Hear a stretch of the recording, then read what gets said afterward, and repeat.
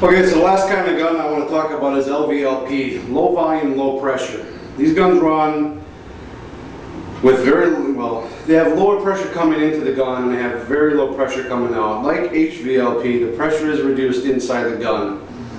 Unlike hvlp, these guns are actually designed to run at or below 10 psi at the air cap, and supposedly have superior atomization to hvlp. I believe it's all just in the design because it's kind of a newer thing. These guns use lower CFM. This one here is a Grizzly HVLP, or LVLP, sorry. I got this on Amazon. It's like 40 bucks. This gun, along with several others, the CFM requirement is like below 4, so 3.5, 3.9 CFM. This could be good for a beginner, somebody who's a hobby painter, somebody who just doesn't have a very large compressor, because this thing really isn't going to use a lot of air. Now, because of the low CFM and the low pressure coming out of the cap, these guns have a very soft spray, and that's kind of like the one main kind of complaint that I've read about LVLP, especially the production guys who are into getting cars in and out as fast as they possibly can. It's kind of a complaint if you research SATA versus Iwata. Iwata is kind of a low volume HVLP gun. A lot of these cheaper LVLP guns are kind of based off the Iwata design. There is some lower spray, meaning you're going to spend more time actually applying each coat. So, you know, like your SATA style guns, any gun that has the fan control knob on the side, this is basically a SATA style gun. These guns really put out the paint. They paint fast. This paints slow, like I said, but it might be good for a beginner, somebody who is just getting into painting, because it's a little bit more forgiving. You can really watch what you're doing.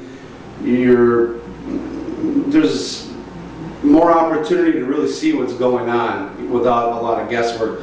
Some of these guns that put out paint like fire hoses, you're just throwing it on and you're hoping you don't get runs. This one here, you can really kind of see what you're doing.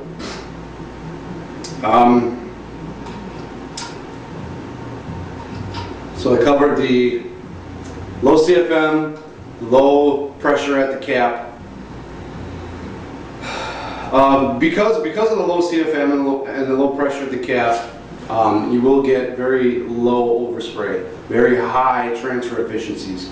I've read that these LVLP guns can be as high as around 80% transfer efficient, meaning 80% of what comes out of this gun is going to stick to the target object.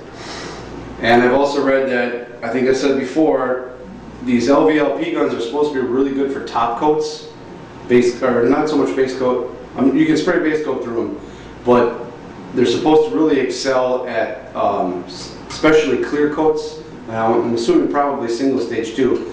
Anything that is your final layer. So I'm assuming that these guns should give you fairly low orange peel. I haven't had a chance to use this one yet. When I use it, I'll do a review on it. So to recap,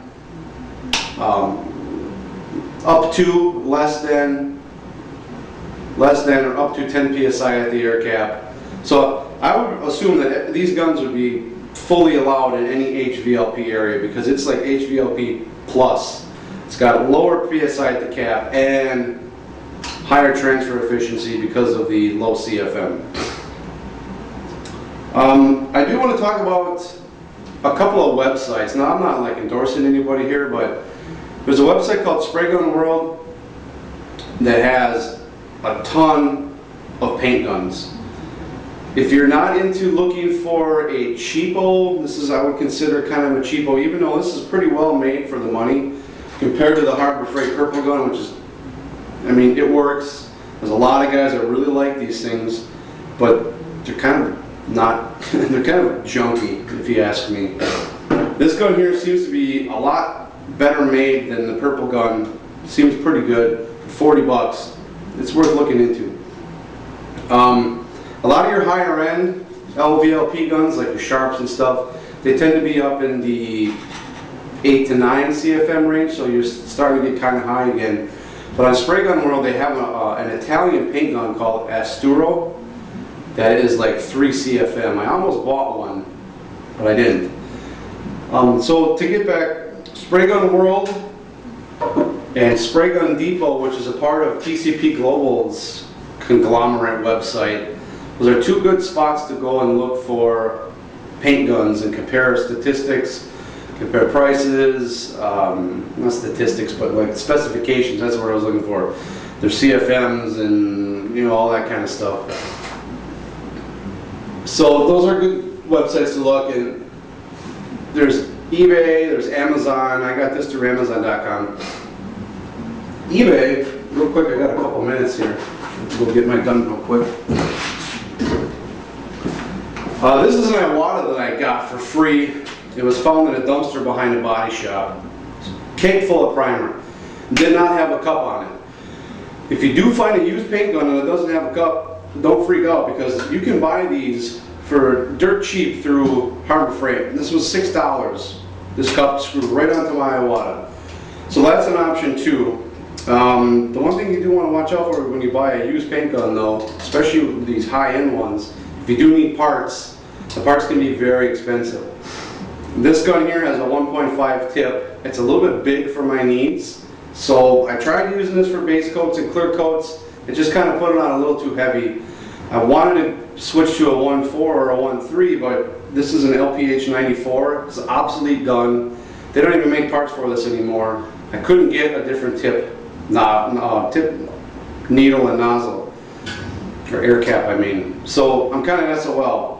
So that's one thing you have to look into too. And the SATAs and the Iwatas and some of the high-end ones, if you want to change out your needle, you have to get the needle, the fluid nozzle, and the air cap.